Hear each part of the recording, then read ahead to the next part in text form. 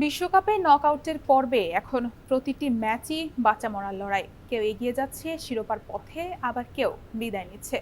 বিশ্বকাপের সর্বশেষ খবর ও বিশ্লেষণ নিয়ে সমকাল বার্তা কক্ষ থেকে আপনাদের স্বাগত জানাচ্ছি আমি তিন্নি অধিকারী। আমার সঙ্গে আছেন সমকালের বিশেষ প্রতিনিধি সেকান্দার আলী। সেকান্দার আলী, আপনাকে স্বাগত জানাচ্ছি সমকাল বার্তা কক্ষে। ধন্যবাদ। রাতে তো ব্রাজিল জাপানের নকআউট ম্যাচ, তো এই ম্যাচে আপনি কাকে ফেভারিট মনে করছেন? জাপান তো অনেক ভালো ফুটবল খেলছে, ব্রাজিলের জন্য কি আসলে ঝুঁকি হয়ে যাচ্ছে নাকি ব্যাপারটা? নির্মাণের নাম্বার 1 শাহ সিমেন্ট। দেখুন, প্রত্যেকটা দলই তো যখন আপনার একটা ধাপ থেকে আর একটা ধাপে যায়, সেই ধাপের উত্তরণ তখনই হয় যখন তারা ভালো দল বা ভালো ফুটবল খেলে। আমরা যে দেখেছি জাপান ভালো ফুটবল খেলেছে, কিন্তু ব্রাজিলের ব্র্যান্ডটা অনেক হাই এবং ব্রাজিল যে মানের ফুটবল খেলছে, প্রথম একটা ম্যাচ বাদ দিলে পরের দুটো ম্যাচে তারা সেই মান অনুযায়ী বিচার করলে এই ম্যাচের অবধারিত ফেভারিট হলো ব্রাজিল। আপনি যদি জাপানের কথা চিন্তা করেন, তাদের একটা আমরা অনেক সময় অনেক জায়গায় লেখায় দেখি যে জিকো তাদের অনেক কিছু কাঠামোগত পরিবর্তন এনে দিয়েছে, তাদের লিগে পরিবর্তন এনে দিয়েছে, কিন্তু জিকো তো আর ফুটবল খেলে তাদেরকে সেই জায়গায় অবস্থান তৈরি করে দিতে পারেনি যে জাপান এই বিশ্বের অন্যতম সেরা ফুটবল দল হয়ে উঠেছে বা তারা অদূর ভবিষ্যতে হয়ে যাবে। হয়তো সামনে হবে, কিন্তু সেটা সময় সাপেক্ষ, প্রত্যেকটা প্রতিষ্ঠাদারি কাঠামোর ভেতর দিয়ে উঠবে। এই জাপান কম্পিটিটিভ ফুটবল খেলবে তা নিয়ে কোনো সন্দেহ নেই। তাদের আক্রমণ ভাগ খুব ভালো এবং তারা আমরা যেটা দেখেছি যে গোল টোল যেটুকু হয়েছে, তাদের মূল যে ছন্দটা ছিল সেটা অ্যাটাকিং সারফেসে। আমরা মিডফিল্ডেও মোটামুটি তাদেরকে একটা জোন আটকে রেখে ভালো ফুটবল খেলার কৌশল দেখেছি, কিন্তু ডিফেন্স লাইন অতটা শক্তিশালী না যতটা ব্রাজিল হয়তো মিডফিল্ড থেকে প্রতিরোধ করে তুলবে কিংবা প্রতিহত করবে তাদেরকে। তো মনে হয় যে এই ম্যাচে অবধারিতভাবে ব্রাজিল ফেভারিট, এবং ব্রাজিলের সঙ্গে তুলনা হয় না এই কারণে ব্রাজিল অলথ্রো ভালো দল। কেন, উপর থেকে যদি চিন্তা করেন, তাদের সবচেয়ে বড় শক্তির জায়গা হলো অ্যাটাকিং জোন অর্থাৎ যারা ফরওয়ার্ড রয়েছেন, এখানে ভিনি বলেন কিংবা রায়ানও যদি খেলে রায়ান, তার সঙ্গে যিনি রয়েছেন থমাস ম্যাথিউস, তো ওনাদের এই জায়গা থেকে তিনজন যেমন রয়েছেন, তার সঙ্গে মেসি,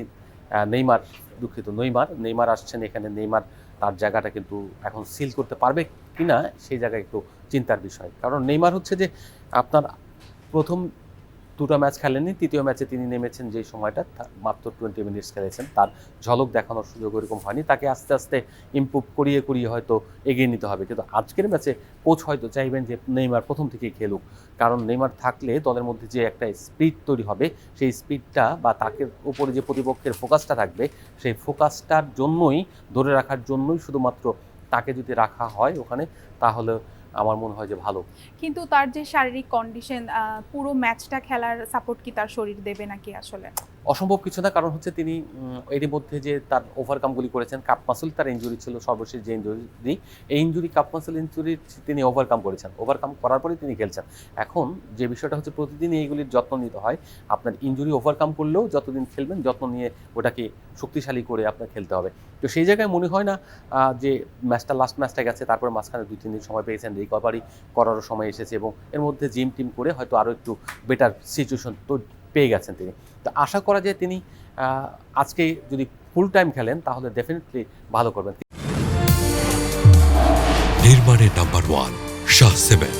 কিন্তু ওই যে আগের সেটআপ যেটা টপ আমরা আক্রমণ ভাগে দেখেছি, সেখানে তিনজন কিন্তু সেটেল ফরওয়ার্ড রয়েছেন, তার সঙ্গে নেইমার খেললে তো আপনার আক্রমণ মিডফিল্ড হিসেবে খেলবে, সেখানে পাকেতা খুব ভালো করছেন, ব্রুনো খুব ভালো করছেন, এই দুজনকে পরিবর্তন করার কোনো সুযোগ নেই। তাহলে কার জায়গায় খেলবেন?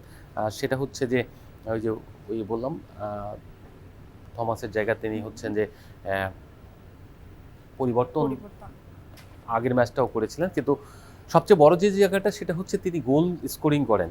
তার অন্তর্ভুক্তির কারণেই কিন্তু দলটা খুব ভালো করছে ব্রাজিল। ফরওয়ার্ড লাইন অনেক শক্তিশালী হয়েছে, ভিনিসিয়াসের সঙ্গে আরেকজন স্কোরার তৈরি হয়েছে। একাধিক স্কোরার যখন একটা দলে থাকে, যেমন ফ্রান্সের কথা যদি বলি, ওসমান দেমবেলে কিন্তু স্কোরার হিসেবে ভালো করছেন এই বিশ্বকাপে, তার সঙ্গে রয়েছেন আপনার এমবাপে। এই দুজন যখন স্কোরিং করে তখন কিন্তু ভালো রেজাল্ট আসছে। আবার একইভাবে যখন ভিনিসিয়াস রেগুলার গোল করছেন, তার সঙ্গে যদি আপনার আরেকজন গোল করার অভ্যাসটা ধরে রাখেন এবং গোল করতে থাকেন, তাহলে প্রতিপক্ষের জন্য খুব টাফ একটা পরিবেশ তৈরি হয় বা পরিস্থিতি তৈরি হয়, এবং সেটা ব্রাজিলের এই দলের মধ্যে রয়েছে। রায়ানও তার কাজটা করে দিচ্ছেন। রায়ান একটা ম্যাচ খেলেছেন কিন্তু তার কাজ করে দিয়েছেন। তিনি খুব ভালো খেলবেন আমার মনে হচ্ছে যে তার সঙ্গে সঙ্গে তার বদলি আরেকজন রয়েছেন যে তিনি হয়তো ভালো করবেন। এই ব্রাজিলের দলটা অনেক শক্তিশালী। ব্রাজিলের একসময় যে ঐতিহ্য ছিল সেই ঐতিহ্যের জায়গা থেকে তারা মাঝখানে হারিয়ে গিয়েছিল। এই হারানোর গৌরব আবার তারা পুনরুদ্ধার করার জন্য এইবার বিশ্বকাপে এসেছে। আশা করা যায় তারা 1994-কে আবার সেই আমেরিকায় ফেরত আনবেন এবং তারা আজকের ম্যাচে খুব ভালো ফুটবল খেলে জাপানকে হারিয়ে তারা ফাইনালে যাবেন। কারণ এইটাই বিশ্বের এখন যারা ব্রাজিল ভক্ত বা সমর্থন রয়েছে তারা চান। একইভাবে এশিয়ান হিসেবে যদি আমাকে বলেন তাহলে আমি বলব যে হ্যাঁ, জাপানও জিতুক, কিন্তু নান্দনিক ফুটবল যদি চান এবং ফুটবল বিশ্বকাপের যে একটা চান রয়েছে, ইমেজ রয়েছে, সেই ইমেজকে বাঁচিয়ে রাখতে চান, এগিয়ে নিতে চান, তাহলে ব্রাজিলের মতো নিয়মিত যে জনপ্রিয় দল রয়েছে তাদের আসলে থাকা উচিত। জাপান হয়তো একটা সার্টেন টাইমে হয়তো এরকম দলগুলো একটা সার্টেন টাইমে জিতে তারা একটা পর্যায় পর্যন্ত যায়, কিন্তু একটা পর্যায়ে গিয়ে আবার থেমেও যায়। কিন্তু ব্রাজিলরা যখন উঠতে থাকে তখন গ্র্যাজুয়ালি উন্নতি করে তারা শেষ পর্যন্ত গিয়ে তারা থামে।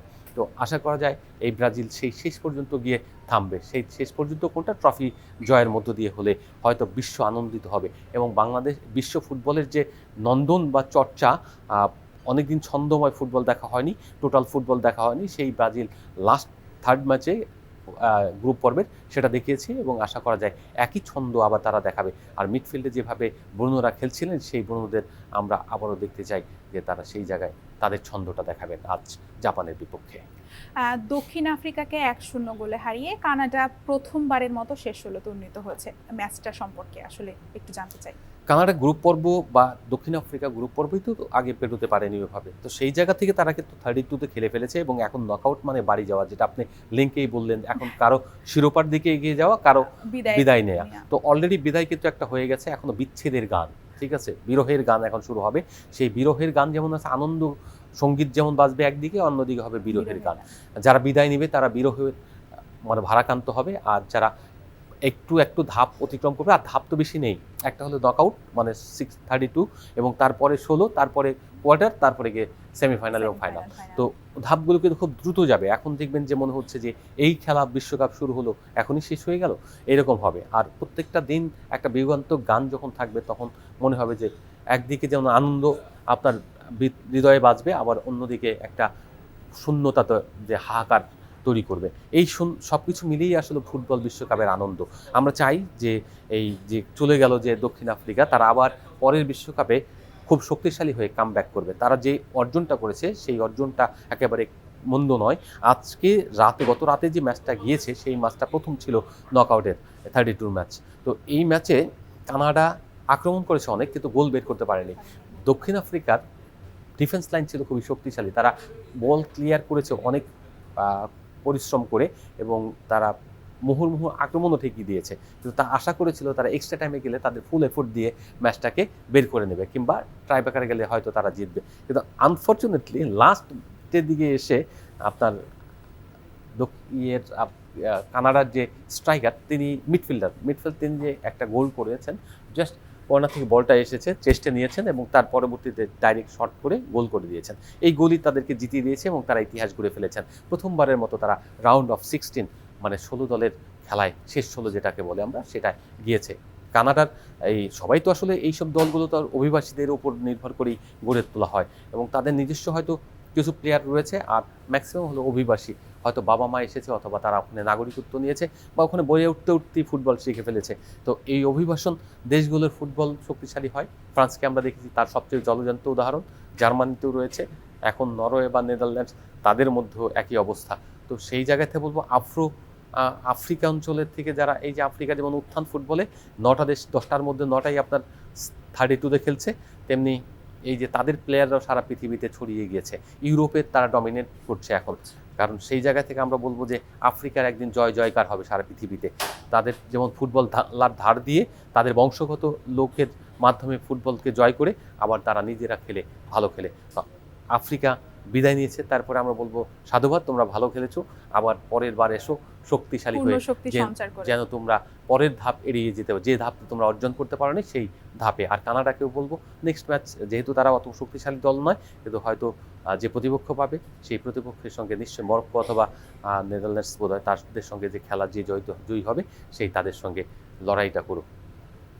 কাল রাতে তো France Sweden match, Norway Ivory Coast এবং মেক্সিকো ইকুয়েডর খেলবে। কোন তিন ম্যাচ আসলে শেষ 16-তে যাওয়ার সম্ভাবনা আছে? কোন তিন দলের তিন দল যাবে? হ্যাঁ, হ্যাঁ, তিনটে দল ধরেন এখানে ফেভারিটের তকমা দিয়ে তো একটা বলি দেওয়া যায় কোন দল যাবে। যেমন ফ্রান্সের কথা যদি আমরা বলি, ফ্রান্স তো অবধারিত একটা ফেভারিট, তার যাওয়ার সম্ভাবনা অনেক বেশি।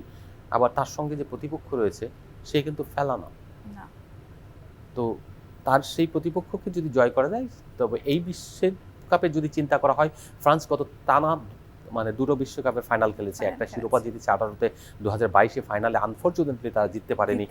তো সেই জায়গা থেকে যে বলবো এমবাপের এই দলটা শিরোপার দাবিদার, কারণ তারা যদি সেই ফুটবলটা খেলে তাহলে অবধারিতভাবে আমি মনে করি যে ফ্রান্সই যাবে ওখানে। দেমবেলের ছন্দে রয়েছেন, এমবাপের ছন্দে রয়েছেন, অন্য যারা রয়েছেন মিডফিল্ডও তাদের শক্তিশালী, তাদের রিজার্ভ বেঞ্চ যারা রয়েছে, এটা যদি অন্য কোনো দেশের রিজার্ভ বেঞ্চের যে প্লেয়ারগুলি রয়েছে সেই প্লেয়ারগুলি যদি আপনি অন্য কোনো দলে পাঠিয়ে দিতেন, জার্মানিতে পাঠিয়ে দিতেন, তাহলে তারা হয়তো চ্যাম্পিয়ন হয়ে যেত, কিংবা তারা ওই জায়গায় নিজেদেরকে অনেক টপ লেভেলে নিয়ে যেতে পারতো। তার মানে হচ্ছে এত শক্তিশালী এই ফ্রান্স। কিন্তু অনেক সময় হয় কি, শক্তিশালী দল নিয়েও পচা শামুকে পা কাটার যেমন একটা প্রবাদ রয়েছে, তেমনি হয়ে থাকে অনেক সময়। আমরা আশা করব সেই পচা শামুকে পা কাটবে না, ফ্রান্স তার সমহিমায় থেকে এবং নান্দনিক ফুটবল উপহার দিয়ে তারা পরের রাউন্ড অফ 16-এ যাবে, সেই প্রত্যাশা অবশ্যই করতে পারি। অন্য ম্যাচ দুটোর মধ্যে মেক্সিকো অবধারিতভাবে ফেভারিট, এবং তাদের ম্যাচটা হচ্ছে তাদের মাঠে। যখন তাদের মাঠে খেলা হয়, মেক্সিকো কিন্তু ভালো ফুটবল খেলে, তাদের একটা সার্টেন জোন পর্যন্ত তারা কোয়ালিফাই করে, সেমিফাইনাল যায়, মানে কোয়ার্টার ফাইনালে যায়। তো সুপার 8 পর্যন্ত হয়তো তাদের এবারও দৌড় হতে পারে, যেহেতু তাদের ওখানে খেলা রয়েছে। তো ওই জায়গায় তারা এখনও ফেভারিট, তাদের দলটাও ভালো। তারা ওই অঞ্চলে, আমেরিকা অঞ্চলে মেক্সিকোই বেস্ট। নরওয়ে আর আইভরি কোস্টের মধ্যে আসলে কোন দল? হাল্যান্ড। নরওয়ে আর আইভরি কোস্টের মধ্যে আমি নরওয়েকেই এগিয়ে রাখবো। হাল্যান্ড রয়েছে ওখানে, নরওয়ের দলটাও ভালো ফুটবল খেলেছে এখন পর্যন্ত। আইভরি কোস্টেও লড়াকু একটা দল, কিন্তু নরওয়ে এখানে ফেভারিট। আর যদি তারা তাদের স্বাভাবিক খেলাটা খেলতে পারে, ডেফিনেটলি তারা যাবে। কিন্তু নকআউটের একটা বড় বৈশিষ্ট্য চরিত্র হলো এখানে প্রেশার অনেক বেশি থাকে। যারা এই প্রেশার বা চাপ সামলে এই ভালো ফুটবল খেলতে পারে, তারাই মাত্র কোয়ালিফাই করার মতো যোগ্যতা রাখে। অনেক সময় দেখবেন ছোট দল কিন্তু তারা কোয়ালিফাই করে ফেলেছে, বিকজ অফ তাদের প্রেশারটা হ্যান্ডেল করার ক্ষমতা অনেক বেশি। আপনি ধরেন একটা শিশু এবং একটা বড় মানুষ যখন রাস্তা পেরিয়ে যায় বা পার হয়, ক্রস করে, সেই রাস্তা ক্রসটার ক্ষেত্রে দেখবেন যে একজন বৃদ্ধের চেয়ে একটা শিশু দৌড়ে দ্রুত পার হয়ে যাচ্ছে। সে চিন্তা করছে না গাড়িটা তাকে আটকে দিতে পারে বা গাড়ি তার গায়ে উঠে যেতে পারে, কিন্তু সে সাহস নিয়ে চলে যাচ্ছে, তার সাহসই তাকে পৌঁছে দিচ্ছে ওখানে। কিন্তু বৃদ্ধ, সে জানে গাড়ি অনেক দূরে, তারপর সে পার হতে পারছে না, বিকজ অফ তার কনফিডেন্স লেভেল লো। তো এই কনফিডেন্সই হলো আপনাকে জিতিয়ে দেবে। এই ব্রাজিল, এই জায়গায় নরওয়ে অনেক কনফিডেন্স দল, তারা ইউরোপে অনেক ভালো ফুটবল খেলে, তারা সেই যোগ্যতা দিয়ে করবে। আইভরি কোস্ট তাদের জোনে ভালো ফুটবল খেলেছে, এবং কোয়ালিফাইং রাউন্ডে আমরা গ্রুপ পর্ব যেটা দেখছি সেখানে ভালো ফুটবল, কমপ্লিটিভ ফুটবল খেলতে দেখেছি। তারা এখানে আশা করি যে তারা একটা সুন্দর ম্যাচ উপহার দিয়ে এখানে চেষ্টা করবে কোয়ালিফাইং রাউন্ডে। যেই যাক, আমার কোনো আপত্তি নেই, বা এই অঞ্চলের মানুষের খুব একটা আপত্তি থাকার কথা, কারণ এই দুই দলের সাপোর্ট আর এই দেশে খুব একটা পাওয়া যাবে না। তবে সুন্দর ফুটবল খেলে যদি নরওয়ে যায়, তাহলে তাদের জন্য একটু ভালোই লাগবে, কারণ এদের ফুটবল প্রায় শো এই অঞ্চলের মানুষ দেখতে পায়, বাংলার মানুষ। এই হলো আমার ব্যক্তিগত সমস্ত বিশ্লেষণ। তো আপনি যদি চিন্তা করেন, বিশ্বকাপের আসল উন্মাদনাটা আজকে থেকে শুরু হচ্ছে, মানে নকআউটের, কারণ ব্রাজিল খেলছে, পরে একটা দিন যাবে, এক একটা রোমাঞ্চ আসবে। এই রোমাঞ্চ, বাদ পড়ার রোমাঞ্চ, যেটা বললাম আগে থেকে, বিয়োগান্তক সঙ্গীত যেমন বা আবহ যেমন থাকবে, তেমন আবার আনন্দ ঘন, মানে আনন্দ সঙ্গীত ওখানে থাকবে। আমরা চাই সেই আনন্দের পাল্লাটা যেন বেশি ভারী হয়, এবং যারা সাপোর্টিভ, মানে যেসব দল রয়েছে, তারা যেন টিকে থাকে, যেন মানুষের কষ্ট না থাকে, হতাশা না থাকে, কারণ এটা একটা দিন শেষে বিনোদন, এবং এই আনন্দ বিনোদন নিয়েই কিন্তু মানুষ ফুটবল খেলাটা দেখতে বসে। দর্শক, এই ছিল আজকের আমাদের সমকাল বার্তা কক্ষ থেকে ফুটবলের সবশেষ আপডেট। বিশ্বকাপের সবশেষ আপডেট পেতে চোখ রাখুন সমকালের পর্দায়।